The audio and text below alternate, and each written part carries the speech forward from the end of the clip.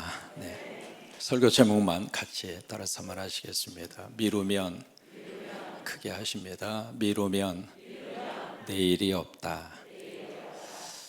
오늘 우리 이발을 하려고 이발소에 딱 갔는데 앞에 딱 편말이 붙어 있어요. 오늘은 현찰, 내일은 공짜. 그래서 이분이 가만히 생각해 보니까 내일 오면 공짜로 이발할 수 있겠구나 생각하고 그 다음 날로 미루었어요. 근데 그 다음 날 이발소에 딱 갔는데 또 편말이 붙어 있어요. 오늘은 현찰, 내일은 공짜.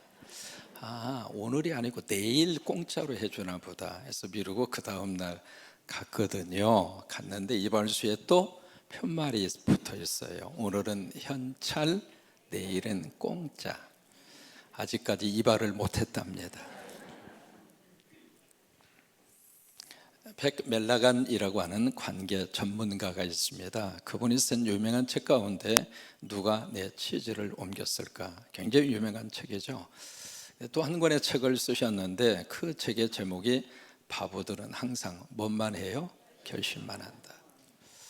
저 책에서 두 가지 인상적인 내용을 우리에게 소개합니다. 첫째로 만약에 당신이 오늘 변화하지 않으면, 당신이 오늘 뭔가를 체인지하지 않으면 당신은 내일 기회가 없습니다. 같은 이제 C자로 시작을 하거든요. 오늘 뭔가를 체인지해야 내일 당신에게 찬스가 있습니다. 기회가 있습니다. 이제 그 말을 인상적으로 저 책에서 우리에게 이야기를 해주고 있고, 두 번째로 이제 그 이야기합니다. 뭔가 결심을 하고 행동으로 옮기지 않는 사람은 바보다. 그렇게 표현을 합니다. 여기 이 바보는요, 바라볼수록 보고 싶은 사람 바보가 아니라 영어로 말하면 stupid하다 그 말이에요. 멍텅구리다 그 말이에요. 뭔가 이제 결심하는 것은 참 우리에게 필요합니다. 새해 들으면 가장 많이 하는 결심이 운동이에요. 새해 들어서 운동해야지, 건강을 위해서 운동해야지, 하루에 30분이라도 운동을 해야지. 마음속에 참 결심은 많이 하는데 그 결심이 행동으로 옮겨지지 않으면 의미가 없어요. 오늘 성경에 세 사람을 만나게 돼요. 첫 번째는 두 사람은 부부입니다. 그리고 한 사람은 하나님의 종 사도 바울을 만납니다.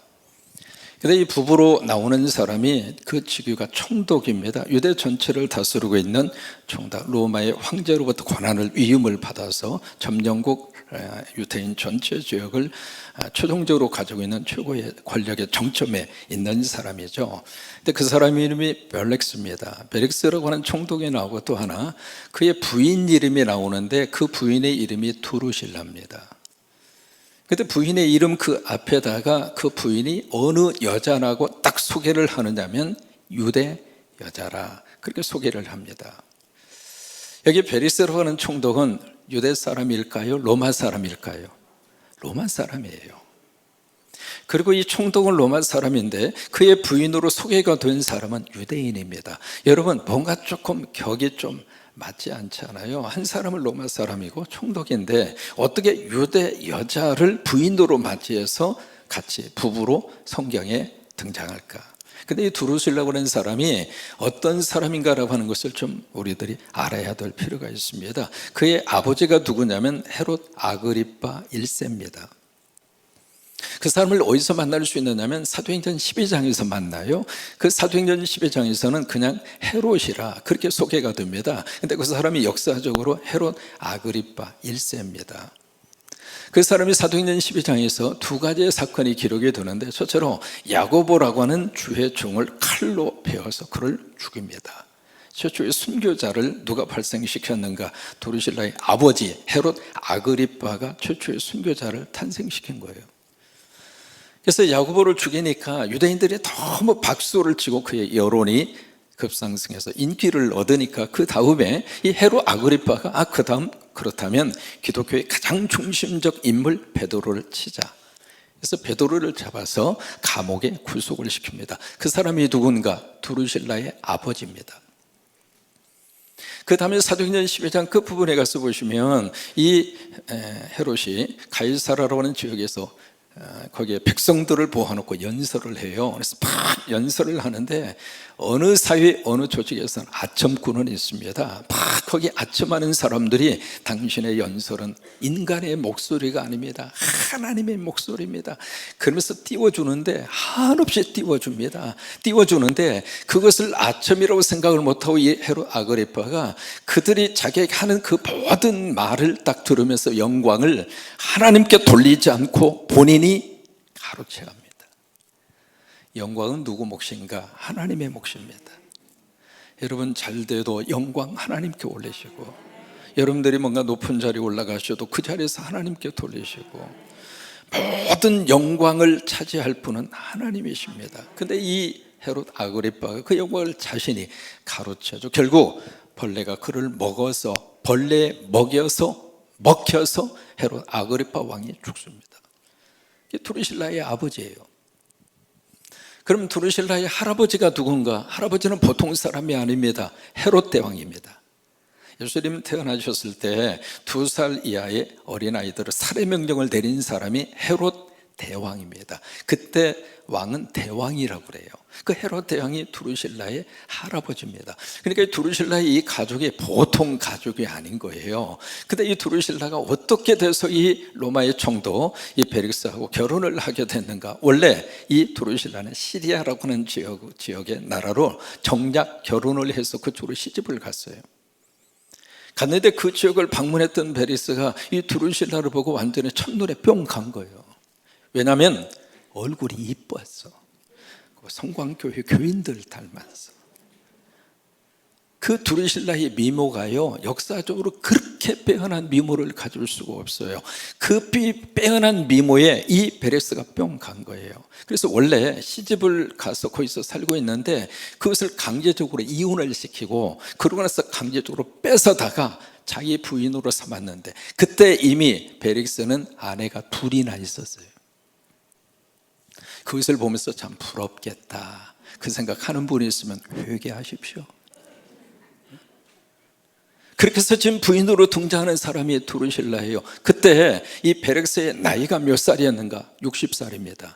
두루실라의 나이가 몇 살이었는가? 16살이었습니다. 그렇게 해서 이제 부부가 돼서 오늘 성경에 등장을 하고 있습니다. 오늘 성경은 본문 말씀 24절에 이렇게 시작을 합니다. 수일 후에 며칠이 지난 거죠. 그러니까 가이사랴 법정에서 쭉 더둘러를 통해서 기소권이 있었고요. 그 기소를 당한 바울이 거기에 대해서 조목조목 변명을 합니다. 이제 그런 재판이 있은 다음에 그 재판을 이 베리스 총독이 가만히 재판을 하면서 이 재판 바울이라고 하는 사람에게 죄가 없구나 그 생각이 들어서 그 재판의 판결을 연기를 합니다. 그리고 바울을 감옥에다가 가둡니다. 감옥에 가둬놓고 오늘 성경 본문이 바로 그거예요. 며칠이 지난 다음에 이 베릭스가 그의 아내 유대 여자 두루실라와 함께 와서 바울을 부릅니다. 불러서 무엇을 듣느냐면 24절에 보시면 그리스도 예수 믿는 뭘 들어요? 도를 들어요. 그러니까 예수 믿는 사람의 믿음의 도리가 뭐냐, 예수 믿는 사람들이 믿고 있는 믿음의 핵심이 뭐냐, 거기에 대해서 지금 듣고 있는 거예요. 여러분 설교가 여러분에게 들리게 되기를 축복합니다. 성도는 하나님이 주시는 말씀을 먹고 삽니다. 설교가 나에게 은혜로 다가왔을 때 우리 영적으로 삽니다. 여러분 영원히 살면 범사가 잘 됩니다. 영원히 살면 건강합니다. 영원히 살기 위해서는 말씀이 내 속에 들려야 돼요. 여러분 들리기 위해서 가장 기본적인 게 있어요. 뭐냐면 설교자를 여러분들이 품으셔야 돼요. 만약에 설교자의 관계 속에서 뭐가 틀어진 것이 있어서 설교자를 밀어내잖아요. 아무리 귀한 메시지가 전한다 할지라도 그 설교가 내 귀에 안 들립니다. 그러니까 여기 두 부부에게 사도 바울의 그 메시지가 듣게 된 거예요. 성령의 역사잖아요. 그러면 이 사도 바울이 베리스 이 두 부부를 놓고 지금 설교하고 있는 내용은 예수 그리스도를 믿는 도, 다시 말해서 믿음의 가장 중요한 핵심이 뭐냐 그거예요. 이제 그것을 놓고 지금 사도 바울이 이 두 부부에게 말씀을 증거합니다. 말씀을 증거하는데 25절에 보시면은요, 여기에 예수 그리스도를 믿는 믿음의 도를 25절에 세 가지로 핵심적인 단어로 여기 사도 바울이 베릭스 부부에게 강론을 합니다. 25절 같이 읽습니다. 바울이 의와 절제와 장차 오는 심판을 강론하니. 자, 보세요. 세 가지의 주제입니다. 저처럼 여기서 지금 다루고 있는 주제가 바로 뭐죠? 의에 대해서 다룹니다. 두 번째로 다루고 있는 주제는 절제에 대해서 다루고 있습니다. 세 번째로 다루고 있는 주제는 장차 오게 될 뭐죠? 심판입니다. 그러니까 예수 그리스도를 믿는 믿음의 도가 뭐냐? 과연 예수 믿는 사람들의 믿음의 핵심이 뭐냐? 그거예요. 뭘 믿고 사느냐 그 말이죠. 그러면 예수 믿는 사람들의 믿음의 삶의 패턴이 뭐냐? 이제 그 내용에 대해서 사도 바울이 세 가지 핵심적인 이 단어를 가지고 지금 설교를 하고 있는 거예요. 가장 중요한 첫 번째로 다루고 있는 주제가 의예요. 여러분, 예수 믿는 것은, 의라고 하는 것은 어떤 의미를 가지고 있느냐면 관계를 말합니다. 여기서 의라고 하는 것은 내가 하나님과의 의의 관계를 가졌다, 그 이야기는 예수 믿으면 하나님과의 관계가 다 바르게 되는 거예요. 여러분, 그게 의입니다. 그러면 하나님과의 관계가 어떻게 하면 바르게 될 수 있을까? 내 안에 예수가 있을 때. 그래서 내 안에 계시는 예수님, 그 예수님 때문에 하나님 우리를 딱 보시면서 의로 인정을 해 주시는 거예요. 내가 의로워서 의로 인정해 주시는 것이 아니라 의로우신 예수님이 내 안에 계시기 때문에 그 예수님 때문에 우리를 의로 인정을 해 주시는 거예요. 그러니까 의라고 하는 것은 하나님과의 바른 관계예요. 두 번째로 여기 절제에 대해서 말씀을 하시고 있습니다. 이 절제는 영어로 셀프 컨트롤이잖아요. 스스로가 뭔가를 조절할 수 있다. 근데 이 셀프 컨트롤, 이 절제라고 하는 것은 두 가지입니다. 첫째, 해야 할 것을 하는 게 절제예요. 하지 말아야 될 것을 안 하는 게 절제입니다. 그런데 이 절제를 언제 우리가 가능할 수 있을까? 성령님이 함께 하실 때. 그래서 성령이 9가지 열매가 쭉 기록이 되어져 있는데 그 가운데 마지막 성령의 열매가 절제예요. 세 번째로 다루고 있는 주제가 바로 심판입니다. 심판에 대해서 말씀을 지금 전하고 있거든요. 여러분, 심판은 구원받은 하나님의 백성들에게 심판은 천국입니다. 예수 믿지 않는 사람들에 대한 심판은 지옥입니다. 여러분, 천국과 지옥 여러분 확신하세요? 정말로 믿으세요? 믿으시면 손 들고 아멘. 여러분, 천국과 지옥 성경이 우리에게 증언하고 있습니다. 또 하나, 예수님이 아주 분명하게 천국과 지옥을 말씀하십니다. 여러분이 인정을 하시든 안 하시든 천국과 지옥은 있어요. 내가 믿으면 천국이 있고 안 믿으면 천국이 없고 절대로 그렇지 않아요. 여러분, 안 믿으셔도 천국은 있고요, 여러분들이 안 믿으셔도 지옥은 있어요. 그래서 지금 베르스 이 내회에게 사도 바울이 이 문제를 지금 설교를 하고 있습니다. 그런데 이 설교를 듣고 나서 이 베르스가 보인 반응이 있습니다. 25절에 보시면은요, 강론하니 베르스가 어떻게 하여? 두려워하여. 여기 두려워했다는 이야기는 깜짝 놀랐다 그 말이에요. 왜 베릭스가 이 말씀을 듣고 깜짝 놀랐을까? 이유가 있습니다. 지금 보세요. 베릭스 입장으로서는 이 하나님과의 관계가 틀어져 있습니다. 그가 통치하던 시절에 유대 사회 속에 너무너무 잔인하게 통치를 했어요. 그래서 이 베릭스라는 총독의 그 속에는 의라고 하는 것은 이만큼도 없었어요. 이렇게 설교를 들으면서 양심에 찔림이 온 거죠. 이 설교를 들으면서 뭔가 괴로움이 온 거예요. 그래서 두려워한 겁니다. 또 하나, 이 절제라는 부분에 있어서의 설교를 들으면서도 지금 자기 부인이 둘이나 있는데 그 어린 16살이니까 이쁘다고 그냥 강제적으로 이혼을 시키고 한 가정을 완전히 풍지박산 만들어 놓고 힘으로 그 16살 여인을 데려다가 지금 세 번째 부인으로, 그것도 바울 앞에 딱 앉혀놓고 이 설교를 듣고 있으니까 그 마음속에 양심이 편하겠어요? 괴로울까요? 괴로운 거예요. 여러분, 설교 들으시면서 위로도 받으세요. 설교 들으시면서 꼭 하나님의 복도 받으시고, 설교를 들으시면서 하나님이 주시는 평강도 누리시고, 또 하나 설교를 들으시면서 찔림도 받으셔야 돼요. 내 삶의 그 모습을 말씀의 빛으로 서치라이트처럼 쫙 비치면서 내 속에 뭔가 찔림의 말씀이 딱 나에게 다가왔을 때, 하나님이 나에게 말씀하시는구나. 여러분, 그런 설교 듣고 절대로 시험 들지 마시고, 어떤 목사님 나를 공개적으로 치십니까? 치길 뭘 칩니까? 칠 게 뭐가 있습니까? 하나님의 말씀은 지금도 살아계십니다. 그 말씀이 우리의 심정의 골소를 찔러 쪼개기까지 하시는 분이 하나님의 말씀이세요. 말씀이 내 속에 찔림이 왔을 때에는 아직 내가 기회가 있다, 이 말이에요. 이 베릭스도 마찬가지입니다. 이 절제에 대한 이 설교를 들으면서 그의 마음속에 찔림이 있었을까요? 없었을까요? 없었다면 인간도 아니지. 찔림이 온 거예요. 그다음 마지막 이 심판에 대한 메시지를 들으면서는 이 베릭스 입장으로서는 이게 견딜 수 없을 정도로 두려움이 쌓이게 된 거죠. 왜요? 사람이 죽으면 끝나는 게 아닙니다. 히브리서에 있는 말씀대로 사람이 한 번 죽는 것은 누구나 다 가는 길입니다. 그러나 그 뒤에는 반드시 뭐가 있어요? 심판이 있어요. 그 심판의 그 자리에서 우리가 천국으로 가느냐 지옥으로 가느냐, 여러분, 어떤 일이 있어도 천국 가시기를 바랍니다. 또 하나, 어떤 일이 있어도 지옥은 떨어지지 마세요.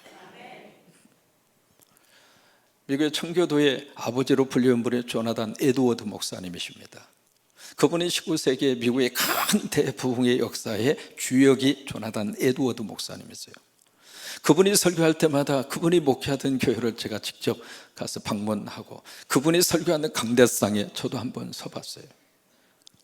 거기서 설교할 때마다 성도들 가슴 속에 흐느끼는 소리가, 회개의 영이 그 말씀 제표 위에 불같이 떨어져서, 그 교회 가면 우리 교회처럼 기둥이 두 개의 기둥이 있습니다. 저는 그 자리에 저하고 집사람하고 가서 그 바닥에 엎드려서, 주님, 조나단 에드워드 목사님에게 주신 그 불을 나에게도 주시옵소서. 벌써 200년 전 일입니다. 그때 쓰던 올겐이 그대로 그 교회에 남아 있습니다. 설교할 때마다 이 성도들 속에 하나님의 불이 떨어져서 그 기둥을 붙잡고, 하나님, 나 이렇게 살기는 싫습니다. 하나님이 회개합니다. 하나님 내 삶에 달라지게 하옵소서. 흐느낌이 그 교회당 속에 완전히 물결처럼 타오르던 그 목회를 하신 분이 조나단 에드워드 목사님이세요. 그 목사님이 그렇게 말씀을 하십니다. 만약 내가 당신들에게 지옥을 보여줄 수만 있다면, 단 5초만 지옥을 보여줄 수 있다면 당신들이 그 지옥을 보고 지금처럼 살 수는 없을 것입니다. 여러분, 우리가 두려운 줄 알아야 돼요. 천국과 지옥을 믿는다면 어떤 일이 있어도 우리는 천국 가야 돼요. 이 믿음의 자리를 떠나지 말고 믿음의 자리를 끝까지 붙들어서, 이 베릭스 입장으로서는 이 천국과 지옥에 대한 이 심판의 메시지를 들으면서 두려운 거예요. 이 두렵다고 하는 말을 원어로 보면 깜짝 놀랬다, 그 말이에요. 지금까지 누구도 그렇게 자기에게 대놓고 코앞에서 대놓고 직접적으로 그렇게 말을 한 사람이 아무도 없었어요. 사도 바울은 그 안에 하나님이 계셨고 사람을 두려워하지 않았기에 하나님의 말씀을 하나님의 말씀대로 베릭스 이 네위에게 증거한 거예요. 여러분, 이 대단에서 설교가 이루어질 때마다 부족한 종이 하나님의 눈치만 보도록 꼭 기도해 주시기를 바랍니다. 사람의 눈치를 보는 설교자는 설교 속에서 자꾸 뺍니다. 이 설교하면 누가 시험 들지, 이 설교하면 누가 기분 나빠하지. 그러면 이것 빼고 저것 빼고 나면 미안해요, 사실 할 수 있는 이 주제 자체가 다 인간적입니다. 바울은 메시지를 전할 때 하나님의 눈치만 봤어요. 그러니까 그 메시지를 들으면서 이 베릭스 총독 네위가 두려운 거죠. 근데 그 다음에 반응을 보시면은요, 자 보실까요? 25절 처음부터 같이 읽습니다. 바울이 의와 절제와 장차오는 심판을 강론하니 베릭스가 두려워하여 대답하되 지금은 가라, 내가 틈이 있으면 너를 부리라. 지금은 가라. 옛날 번역은 참 재밌게 번역이 되어 있습니다. 시방은 가, 그렇게 되어 있어요. 지금은 조금 약간 다르게 번역을 했습니다만 지금은 가라. 틈이 있으면, 틈이라고 하는 것은 다음에 기회가 있으면 그 말 아니겠어요? 또다시 나에게 기회가 주어지면 그때 내가 다시 부를 테니까 가라고. 여러분, 여기에 성령의 거룩한 역사가 베릭스의 마음과 영혼을 뒤흔들어서 이 메시지가 듣게 했어요. 여러분, 이 말씀을 듣게 하시는 것이 성령의 역사잖아요. 오늘 설교를 듣게 하시고 오늘 예배를 드리게 하시고 성령의 역사잖아요. 그러면 그때 뭔가 그 말씀이 내 속에 들려왔을 때 아멘 하면서 돌아서면 복이에요. 돌아서면 복이에요. 베리스는 말씀이 들리고 성령의 터치가 있음에도 불구하고 그것을 내일로 미룹니다. 틈이 있으면 다시 부르겠다. 그래서 그 다음 절 보시면은 참 묘한 말씀이 그 다음 절에 기록이 됩니다. 26절에 보시면 같이 있습니다. 동시에 또 바울에게서 돈을 받을까 바라는 거로 더 자주 불러 같이 이야기하더라. 여기 지금 자꾸 바울을 불러냅니다. 불러내서 이야기를 하고 있는데 지금 베릭스가 마음속에 품고 있는 것은 바울을 통해서 들리는 복음과 메시지와 진리가 아니라 베릭스는 지금 뭘 노리고? 돈을 노리고. 돈. 그러니까 베릭스는 바울에게서 돈 냄새를 맡은 거예요. 어떻게 돈 냄새를 맡았을까? 17절에 보시면은 바울이 쭉 변명을 하면서 내가 해외에 쭉 다니면서 거기에 있는 교인들이 준 구제금 그리고 재물을 가지고 내가 예루살렘에 방문했다. 그 이야기를 딱 들으면서 베릭스의 마음속에 아이고 이 친구 돈 있겠다 그 생각이 들어요. 바울을 통해서 증거되는 진리의 말씀은 하나도 귀에 들어오지도 않고 의와 절제와 심판에 대해서는 예수에 대한 그 말씀은 하나도 귀에 들어오지도 않고 오직 다 귀에 꽂힌 단어가 돈. 저 친구 돈 있겠다. 그래서 바울을 자꾸 불러서 그 돈 빨리 나에게 달라고. 여러분 바울에게 돈이 있었을까요? 없었을까요? 없었어요. 왜냐하면 구제금 가지고 와서 다 줘버렸어요.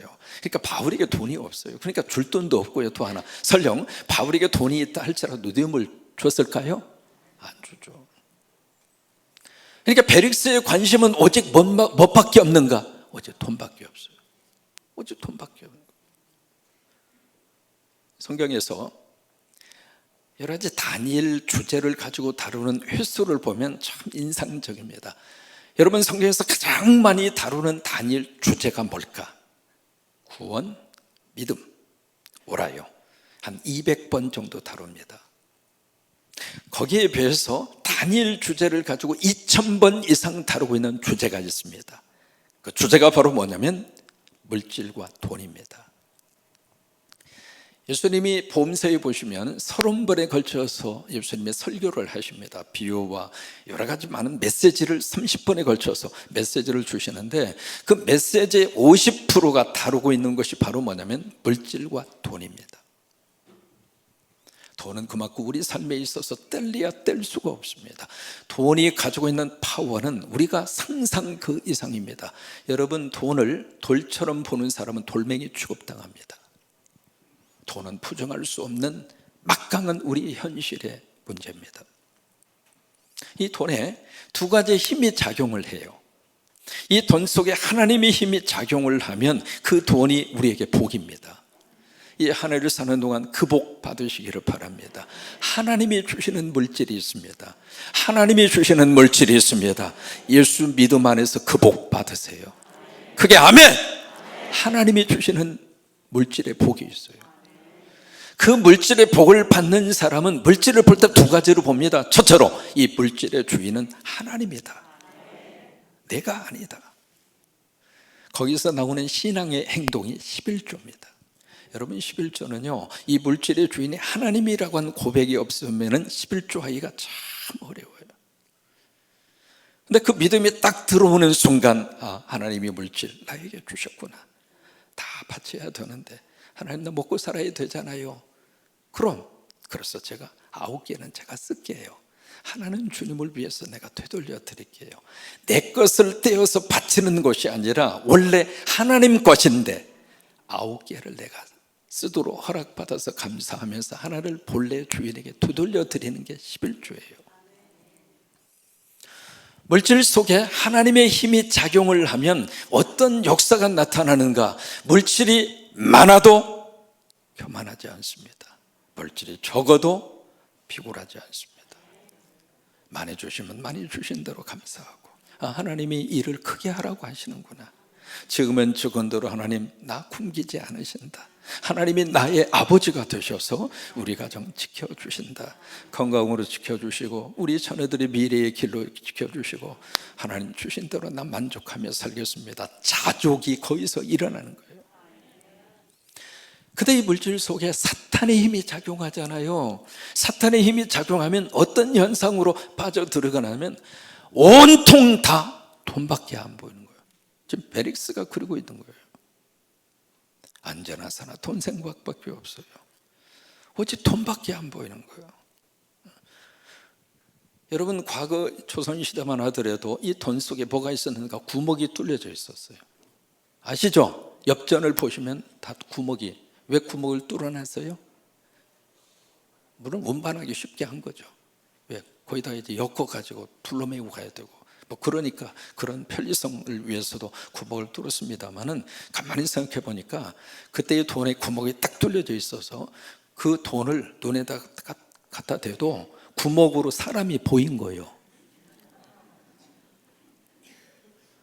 그래서 돈을 갖다 딱 댔는데 아내가 보이고 남편도 보이고 부모도 보이고 자식도 보이고 형제도 보이고. 근데 지금 돈에 구멍이 뚫려져 있습니까? 그 돈을 눈에다 딱 갖다 대면 뭐만 봐? 돈밖에 안 보여. 아무것도 안 보여. 돈 앞에서는 모든 인륜의 관계가 철저히 파괴되어 버려요. 부부의 관계도 없어져 버리고 부모와 자식의 관계도, 이 재산 문제 앞에 돈 앞에서는 아무것도 남는 게 없는 거예요. 왜요? 돈밖에 안 보이니까. 이게 돈 속에 사탄이 작용을 하면 바로 인간은 철저하게 사라지고 돈이 최우선. 그래서 자꾸 사탄이 그렇게 부추깁니다. 돈만 벌어라. 돈만 있으면 된다. 뭐니 해도 머니가 최고다. 돈을 위해서라면 모든 것을 다 희생하라. 여러분, 이게 사탄이 주는 음성이에요. 돈만 벌 수 있다면 가정도 희생시키고 자식도 희생시키고 돈만 벌어라. 한 가지 묻습니다. 왜 여러분 회사 가시고 직장 가셔서 돈을 법니까? 돈을 위해서 돈을 법니까? 여러분, 그 돈을 버는 목적이 어디입니까? 가정 아닙니까? 인정하십니까? 돈이 있어야 가정이 꾸려지고, 돈이 있어야 부부의 관계가 행복하고, 돈이 있어야 자식을 기르고. 그러면 돈을 버는 목적이 뭐예요? 가정이란 말이에요. 근데 나중에 이게 거꾸로 돼서 돈을 위해서 가정을 희생시켜버리는 거예요. 이게 칸트가 이야기한 대로 수단과 목적을 혼돈하기 때문에 오는 현상이란 말이에요.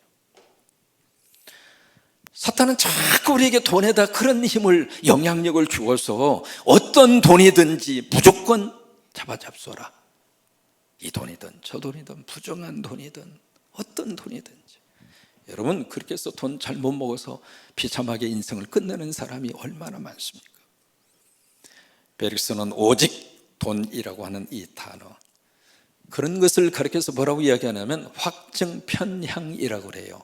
확증편향. 무슨 얘기냐면 뭔가 이렇게 보더라도 자기가 보고 싶은 것만 봐요. 뭘 이렇게 듣더라도 자기가 듣고 싶은 것만 듣는 거예요. 벨렉스는 오직 돈만 보이고 돈만 듣고 싶은 거예요. 자, 틈이 있으면 내가 다시 부르리라 해서 이제 미뤘잖아요. 자, 보세요. 27절입니다. 과연 틈이 주어졌을까?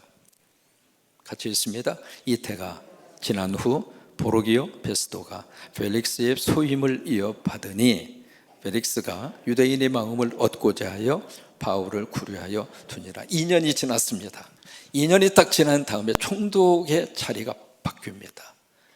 펠릭스라고 하는 사람이 네로 황제에 의해서 완전히 처절하게 해임을 당하고 불명예 해임을 당합니다. 무슨 일이 있었느냐면 가이사랴 그 지역에 로마 사람도 함께 살고 있었고 유대인도 같이 섞어 살았어요. 근데 두 민족의 충돌이 일어났습니다. 그랬을 때 이 베릭스라고 하는 총독이 철저하게 로마 편에 들어서 유대인들을 짓밟아도 완전히 잔인할 정도로 짓밟아 버렸어요. 그래서 이 유대인들이 들고 일어난 겁니다. 저 베릭스 총독 끌어내리자. 그래서 그 소식을, 그 반란의 소식을 네로 황제가 듣고 베릭스 황제를 해임시켜 버립니다. 그리고 로마로 압송을 해요. 그래서 이분이 어디 가서 살았느냐면 폼페이라고 하는 그곳에 가서 살아요. 여러분 들어보셨죠? 폼페이. 이태리 로마에 가시면 꼭 한번 들려보세요. 그게요, 벌써 2000년 전에 폼페이라고 하는 그 도시가 어느 정도 도시화 되어졌느냐면 가서 보면 깜짝 놀랍니다. 어떻게 2000년 전에 이런 문화시설을 하고 그들이 살았을까? 상하 수도 시설이 완벽하게 되어져 있습니다. 좀 놀라세요. 2000년 전이에요. 거기서 이 부부가 여기서 살다가 AD 79년에 뭐가 있었어요? 베수비우스라고 하는 그 산에서 화산이 터져요. AD 79년입니다. 그 화산이 터져서 화산재가 폼페이라고 하는 이 도시를 완전히 덮어버려요. 그리고 거기에 있었던 사람이 그 모습 그대로 화산재에 완전히 눌려서 그대로 죽습니다. 여러분, 이 벨릭스에게 내일이 있었습니까? 틈이 있으면 내가 다시 만나리라. 그 틈이 베리스 왕에게, 이 사람에게 주어졌는가? 아니에요. 미루면 내일이 없습니다. 야고보서 4장 13절 14절의 말씀, 하나님이 우리에게 이 말씀을 주십니다. 같이 고백하십니다. 들으라, 너희 중에 말하기를 오늘이나 내일이나 우리가 어떤 도시에 가서 거기서 1년을 머물며 장사하여 이익을 부리라는 자들아, 내일 일을 너희가 알지 못하는. 자 보세요, 내일 일을 너희가 알아요, 몰라요? 몰라요. 우리는 알고 사는 게 아닙니다. 믿고 사는 겁니다. 내일을 하나님이 주시리라고. 나름대로 계획을 세우죠. 2023년 나름대로 스케줄을 잡고 계획을 세웁니다마는 그 계획을 이룩하도록 하나님이 내일을 허락해 주셔야 내일이 있는 겁니다. 그래서 그 다음에 너희 생명이 뭐냐? What is your life? 당신 생명이 뭐냐? 너희는 잠깐 보이다가 없어지는 안개니라. 영어의 표현에 누구나 다 알고 있는 표현 하나가 있습니다. 어떤 표현이냐면 오늘 할 일을 내일로 미루지 말라. 유명한 영어 표현입니다. Don't, 하지 말라 그 말이죠. Put off. Put on 하면 여기다 놓는다 그 말이에요. 그래서 put on the table, 그러면 테이블 위에다가 이것을 놓는다. 그래서 put on이라고 그래요. 근데 put off라고 하는 단어를 쓰면 놓지 않고 자꾸 옆으로 이렇게 미루는 거예요. 그래서 put off라고 그래요. 그러니까 don't put off, 미루지 말라 그 말이에요. Until tomorrow, 내일로. 무엇을? What you can do today. 지금 뭔가 내가 지금 할 수 있는 거, 내가 지금 얼마든지 지금 바로 할 수 있는데, 할 수 있는 그것을, 오늘 할 수 있는 그것을 내일로 자꾸 미루지 말라. 누가 한 말이냐면 벤자민 프랭클린이라고 하는 미국의 건국의 아버지입니다. 참 인상적인 글이 있어서 잠깐 소개합니다. 여기에 보시면 성공한 사람하고 실패한 사람의 가장 두드러진 특징을 두 가지로 저 글에서 우리에게 지적을 해줍니다. 성공한 사람의 달력에는 뭐가 있는가? 오늘, today. 미루지 않는다 그 말이에요. 근데 실패한 사람의 달력에는 뭐가 있는가? 자꾸 tomorrow, 내일 자꾸 미뤄. 자꾸. 성공한 사람의 시계에는 뭐가 로고가 딱 찍혀 있느냐면 now, 지금. 근데 실패한 사람의 그 시계의 로고에는 자꾸 next, 다음. 여러분, 미루면 내일이 없어요. 찰스 스펄전이라고 하는 목사님, 영국의 감리교 목사님이죠. 그 목사님이 참 인상적인 말을 우리에게 들려줍니다. 제목이 뭐냐면 지금 하세요. 제목이 그래요. 할 일이 생각나거든 지금 하세요. 오늘은 하늘이 맑지만 내일은 구름으로 덮일지 모릅니다. 어제는 이미 당신의 것이 아니니 지금 하세요. 친절한 말 한마디가 생각나거든 지금 말하세요. 지금 말하세요. 지금 말하세요. 옆에 분에게 친절한 말 한마디 시작.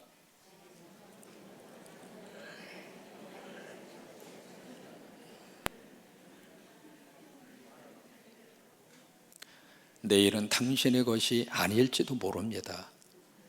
사랑하는 사람이 항상 언제나 내 곁에 있지는 않습니다. 사랑의 말이 있다면 지금 하세요. 미소를 짓고 싶다면 지금 웃어주세요.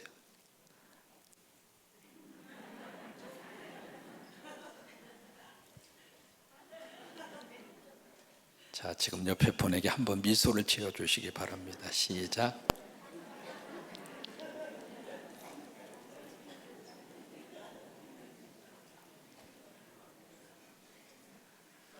당신의 친구가 떠나기 전에 장미가 피고 가슴이 설렐 때 지금 당신의 미소를 주세요. 불러야 할 노래가 있다면 지금 부르세요. 당신의 해가 저물면 노래 부르기엔 너무 늦습니다. 당신의 노래를 지금 부르세요. 그래요. 여러분 기도하시다가 하나님이 지금 하라고 하는 메시지가 왔을 때 내가 지금 하나님 앞에 헌신하고 사역할 수 있는 지금이라면 지금 헌신하시고 사역하시고, 지금 내가 전도해야 할 대상이 있고 내가 선교에 대한, 지난주 어느 한 권사님이 제 방에 십자가 헌금 가지고 오셔서, 사실 그 권사님 지금 암 투병 중이에요. 헌금 딱 내놨는데 내 눈에 눈물이 핑 돌았어요. 병원비도 필요하실 터인데. 그 다음 말이 더 감동이었어요. 이거 어떻게 준비하셨나요? 식당에서 봉사하시면서 4년 동안 퇴직금 받은 거 가지고 오신 거예요. 근데 그 헌금 바치기 전에 그의 남편의 입을 통해서 당신 그 퇴직금 나오면 절대 손대지 말고 하나님 앞에 바치라고, 우리도 십자가 하나 세워야 되지 않느냐고. 그 남편의 말을 들으면서 권사님이 너무 행복한 거예요. 사실 그 남편 내가 지금 가서 업어주고 싶은데 나보다 등치가 커가지고, 하나님께서 감동 주실 때 내일로 미루지 마시고 지금 하세요. 가족 간의 관계 속에서 사랑하는 아내에게 나 당신 만나서 행복했다고, 여러분 연습하셔야 집에 가서 하니까 저하고 똑같이 따라서 하세요. 나 당신 만나 조금 하세요. 나 당신 만나 행복했습니다. 집에 가서 하세요. 반찬이 달라질 겁니다. 내일로 미루지 마세요. 부모님에게 해야 할 말이 있다면 내일로 미루지 마시고 그 부모님에게 카톡을 하시든 페이스북으로 하시든, 부모로서 자식에게 해주고 싶은 그 말이 지금 내 머릿속에 스쳐온다면 그거 내일로 미루지 마시고, 그래요, 우리 함께 결단하시면서 내일 일은 난 몰라요. 그래요, 우리는 믿음으로 삽니다. 이 은혜가 여러분 가운데 넘치기를 주의 이름으로 축원합니다.